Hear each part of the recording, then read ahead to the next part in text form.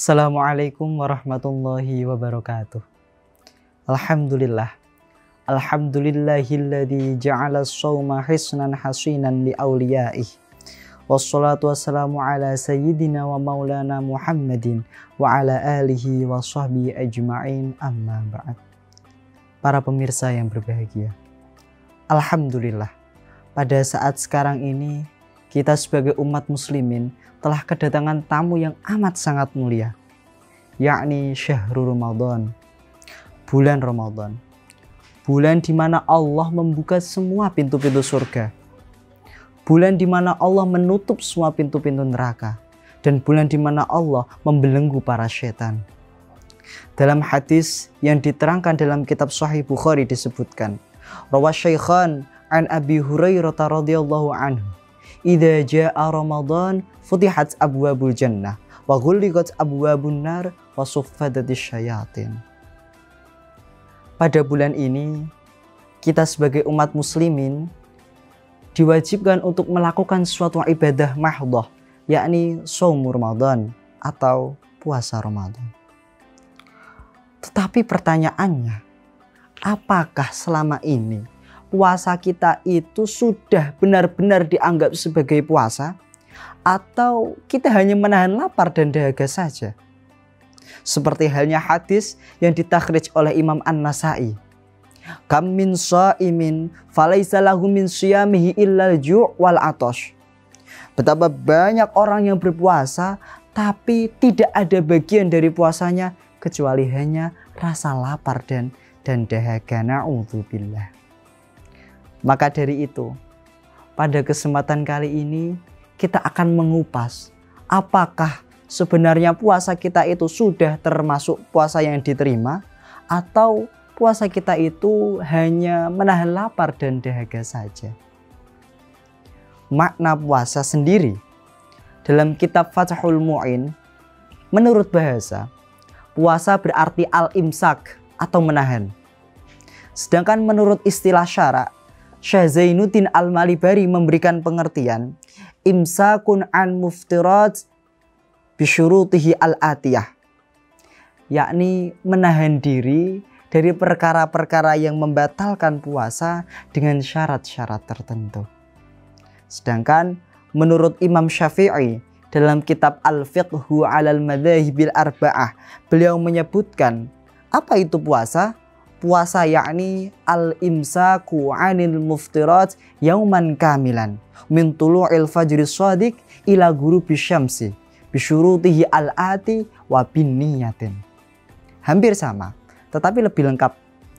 Menurut Imam Syafi'i, puasa ialah menahan diri dari semua perkara yang membatalkan puasa 1 hari penuh. Jadi kalau yang puasanya masih setengah itu belum dianggap puasa, latihan berpuasa.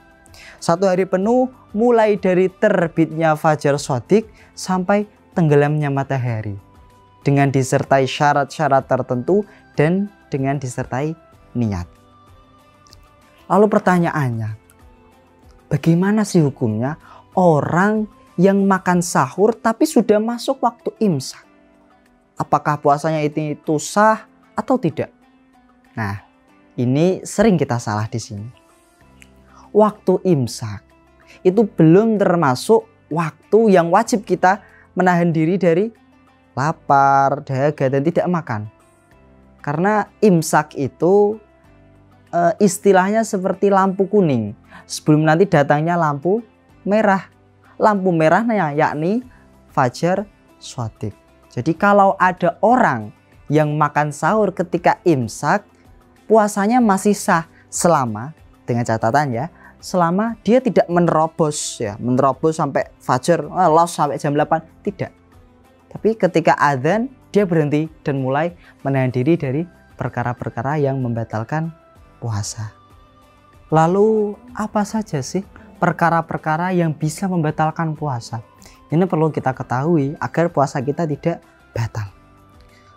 Al-Qadhi Abu Syuja' dalam kitab beliau Al-Ghayah wa Taqrib, beliau menyebutkan ada 10 hal yang bisa membatalkan puasa. Namun untuk kali ini bahasanya saya ringkas menjadi 8 perkara saja. Apa itu? Yang pertama, sampainya sesuatu ke dalam lubang tubuh dengan disengaja. Ini termasuk nanti makan, minum, merokok juga termasuk membatalkan puasa ya. Jadi jangan ada yang bilang merokok tidak membatalkan puasa. Tidak. Kesepakatan ulama merokok termasuk membatalkan puasa. Yang kedua, berhubungan suami istri atau dalam bahasa fikih kita menyebutnya dengan istilah jima. Di samping ini itu membatalkan puasa, berhubungan suami istri juga mewajibkan pelakunya untuk melakukan yang namanya kafarat. Ya, kafaratnya nanti ada tingkatan-tingkatannya. Yang ketiga, perkara yang membatalkan puasa, yakni pengobatan dengan cara memasukkan benda ke dalam lubang kemaluan, baik depan ataupun belakang. Kalau dalam istilah fikih kita kenal istilahnya dengan lubang kubul atau dubur. Ini juga membatalkan puasa. Yang keempat, perkara yang membatalkan puasa yang keempat, yakni muntah tapi dengan disengaja. Berarti kalau muntahnya tidak disengaja, puasanya tidak batal. Ya, jangan terus wah aku muntah berarti setelah itu makan, tidak. Kalau memang muntahnya tidak disengaja dan dia masih kuat untuk berpuasa, lanjutkan puasanya. Yang kelima yakni haid atau nifas. Nah ini kita semua sudah hampir paham kalau orang nifas itu tidak boleh berpuasa. Bahkan hukumnya haram kalau berpuasa. Yang keenam, keluarnya air mani sebab mubasyarah atau bersentuhan kulit. Ini mengecualikan orang yang keluar air mani sebab ihtilam atau mimpi basah. Kalau orang yang mimpi basah puasanya tidak batal. Tidak batal dan dia cukup mandi wajib lalu melanjutkan puasanya.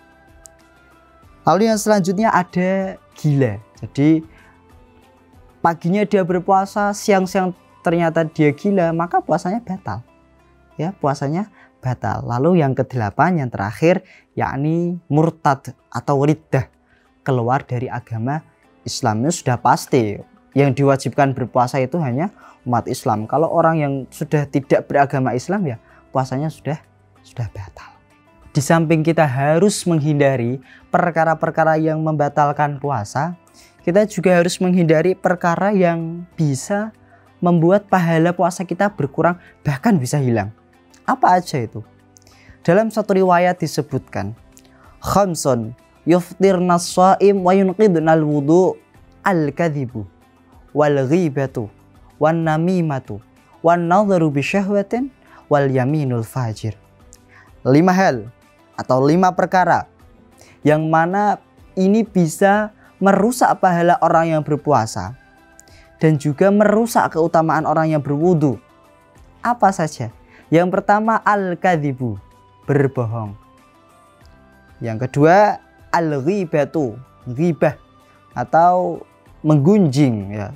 Hati-hati bagi kita, sering sekali kita tidak sadar tapi kita sering menggibahkan teman lah, guru, saudara atau siapapun. Jangan sampai.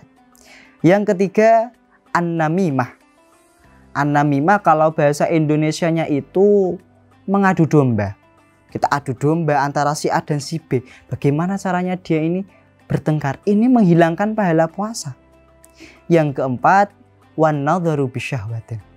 Melihat sesuatu dengan syahwat. Melihat istrinya dengan syahwat. Benar, ini tidak membatalkan puasa, tapi bisa saja menghilangkan pahala puasa. Karena tujuan puasa juga itu menahan hawa nafsu. Yang kelima, yang terakhir yakni sumpah palsu. Ya, orang bersumpah palsu itu pahala puasanya bisa berkurang bahkan sampai hilang. Di samping 5 hal tersebut, dalam satu hadis juga Nabi Muhammad pernah bersabda dan berpesan kepada sahabat Abi Darda. Kita sudah sering dengar hadisnya, la taghdab walakal jannah. Jangan marah, bagimu surga. Ini juga menjadi tolak ukur apakah puasa kita itu benar-benar sudah bisa menahan hawa nafsu atau cuma sekedar menahan haus dan juga lapar saja. Hadirin rahimakumullah. Hendaknya ketika kita berpuasa, kita harus menjaga diri kita dari perkara yang membatalkan puasa, perkara-perkara yang membuat puasa kita tidak sempurna. Apa aja? Banyak sekali, tapi yang kita bahas di sini tadi ada 5.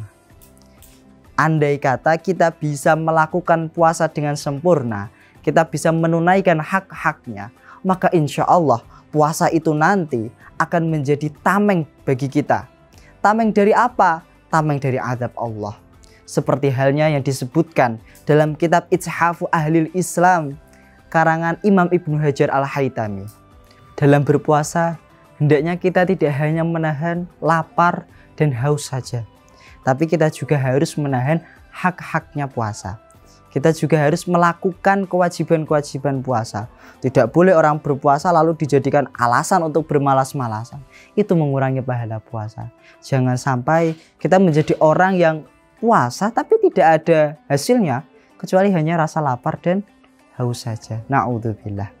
Andai kata kita bisa melakukan puasa dengan sempurna, kita melakukan semua hak-haknya, memenuhi semua kewajiban-kewajibannya, maka puasa itu akan memberikan banyak sekali manfaat untuk kita. Salah satunya disebutkan dalam kitab Itshafu Ahlil Islam karangan Imam Ibnu Hajar Al-Haytami. Wal Baihaqi an Utsman bin Al-As as-shaumu junnatum min azabillah. Bahwa puasa itu nanti bisa menjadi tameng bagi kita dari azab Allah Subhanahu wa taala. Kiranya hanya ini yang dapat saya sampaikan. Semoga ada barokah dan manfaatnya. Kurang lebihnya saya mohon maaf sebesar-besarnya. Intajid aiban fasuddal khalala jalla man la aiba fihi wa ala. Wa akhiran summassalamu alaikum warahmatullahi wabarakatuh.